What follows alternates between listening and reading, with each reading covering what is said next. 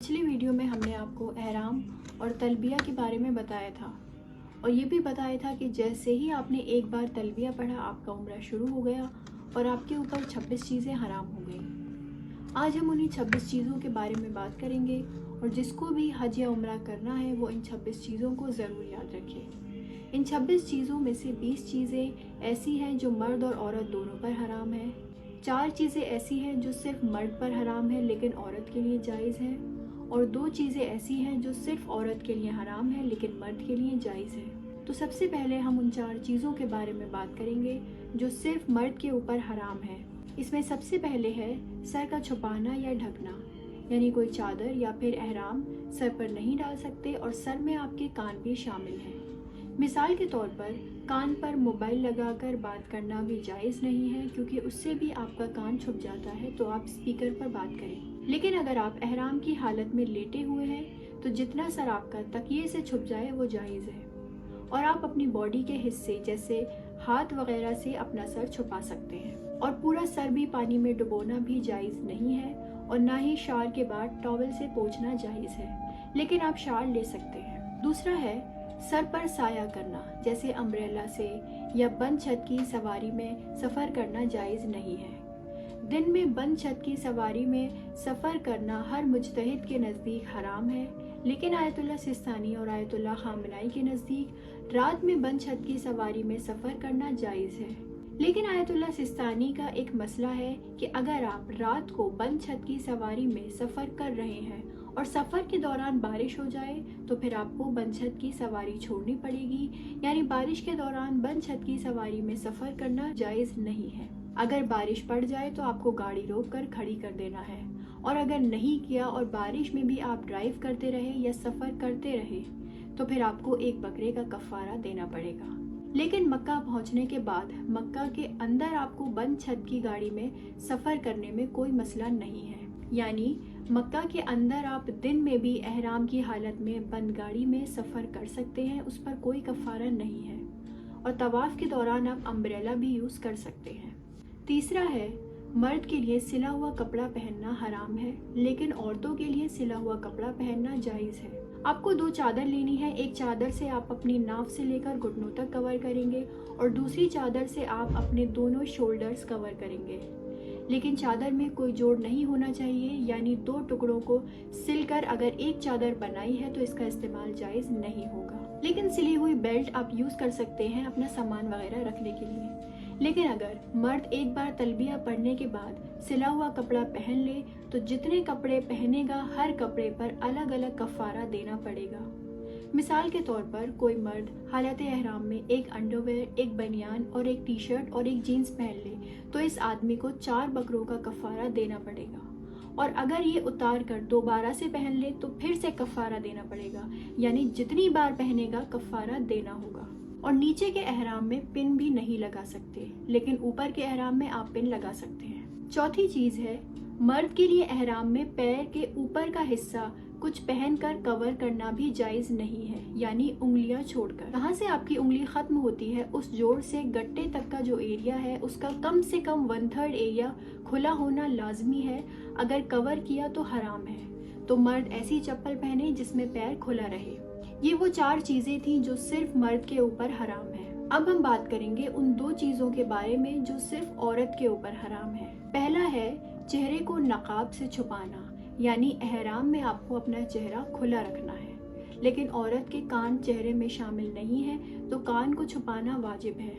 लेकिन अगर कोई औरत अपने हाथ से चेहरा छुपाना चाहे तो ये जायज़ है। और आपको बता दें कि औरत के लिए सोते वक्त चादर से चेहरा छुपाने की इजाज़त है एहराम की हालत में। औरत एहराम की हालत में ग्लव्स भी नहीं पहन सकती, लेकिन अपनी चादर से हाथ छुपा सकती है। लेकिन अगर उसके हाथ में मेहंदी लगी है तब उसके ऊपर वाजिब हो जाएगा अपने हाथ को चादर से छिपाना। दूसरा है एहराम की हालत में औरत के लिए जेवर पहनना हराम है, लेकिन अगर चूड़ी वगैरह जो आप रेगुलरली पहनती हैं यानी हर वक्त पहने रहती हैं वो आप पहने रह सकती हैं, लेकिन उसको महरम और नामहरम मर्द दोनों से छिपाना पड़ेगा। अपने शौहर से भी आपको उसको छिपाना है अगर आपने एहराम के दौरान चूड़ी पहनी है। لیکن نوز پن وغیرہ جو آپ چھپا نہیں سکتی اس کا پہننا جائز نہیں ہے۔ اب ہم بچی ہوئی ان 20 چیزوں کے بارے میں بات کریں گے جو مرد اور عورت دونوں کے اوپر حرام ہے۔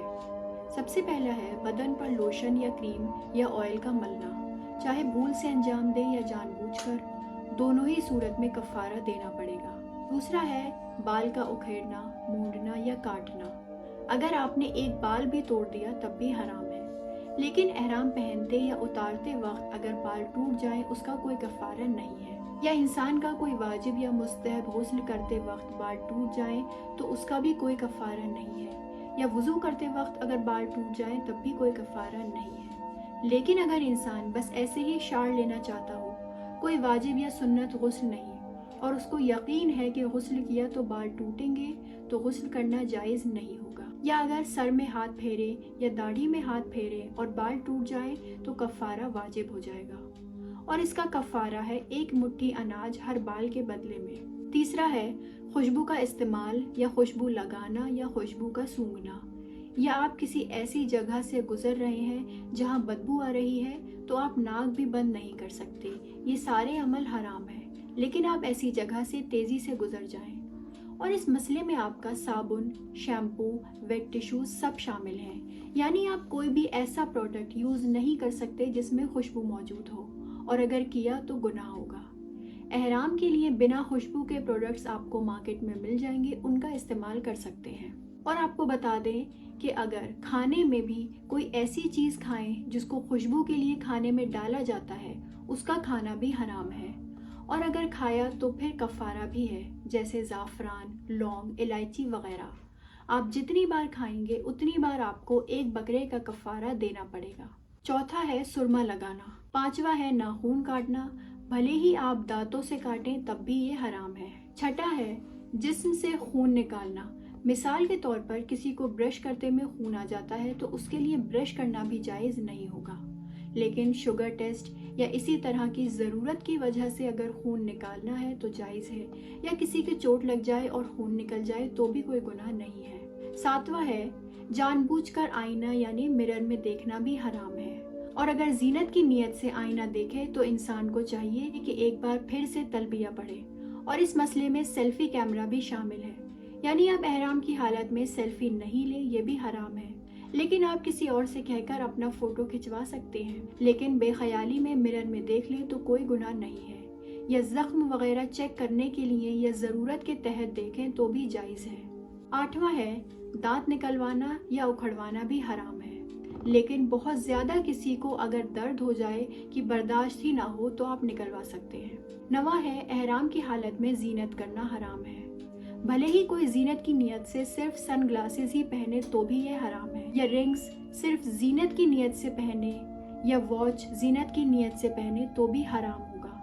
لیکن عورت جو زیور ہر وقت پہنے رہتی ہے وہ زیور احرام میں پہنے رہ سکتی ہے، لیکن تمام مرد یعنی چاہے وہ محرم ہو یا نامحرم سب سے اس کو چھپانا پڑے گا۔ مثال کے طور پر چوڑی یا رنگز پہنی ہے تو چادر میں اس کو چھپانا پڑے گا۔ 10واں ہے جھوٹ بولنا، گالیاں دینا اور اپنی بڑائی کرنا، یا کوئی بھی ایسی چیز کرنا جس سے انسان اپنے آپ کو دوسرے کے سامنے بڑا دکھائے، یا اپنی یا اپنے خاندان کی بڑائیاں مارے، یہ سب بھی حرام ہے۔ 11واں ہے قسم کھانا۔ 12واں ہے جسم پر پائی جانے والی کیڑوں کو مارنا، جیسے جوں یا پسو وغیرہ کو مارنا بھی حرام ہے، یا مچھر اگر آپ کے جسم پر بیٹھا ہے تو بھی اس کو نہیں مار سکتے، یہ سب حرام ہے۔ 13واں ہے حرم کی حدود میں اگنے والے پیڑ یا گھاس اکھاڑنا۔ 14واں ہے ہتھیار یعنی اسلحہ کو اپنے ساتھ رکھنا، یہ بھی حرام ہے۔ 15واں ہے نکاح پڑھنا یا نکاح کرنا، یہ دونوں ہی عمل حرام ہے، اور کچھ مرجع کے نزدیک اگر کوئی احرام کی حالت میں نکاح کر لے تو وہ دونوں ایک دوسرے کے اوپر ابد تک کے لیے حرام ہو جائیں گے، یعنی پھر ان دونوں کا دوبارہ کبھی نکاح نہیں ہو سکتا، تو احرام کی حالت میں نکاح نہیں کریں نہ ہی پڑھیں۔ 16واں ہے اپنی بیوی کا شہوت کی نیت سے بوسہ لینا یا دینا، لیکن شہوت کی نیت نہیں ہے تو یہ عمل جائز ہے۔ 17واں ہے شہوت کی نیت سے کسی کو دیکھنا یا چھونا۔ 18واں ہے استمنا یعنی میسٹربیشن کرنا۔ 19واں ہے جمع یعنی ہم بستری کرنا، اور 20واں ہے خشکی کے جانور کا شکار کرنا۔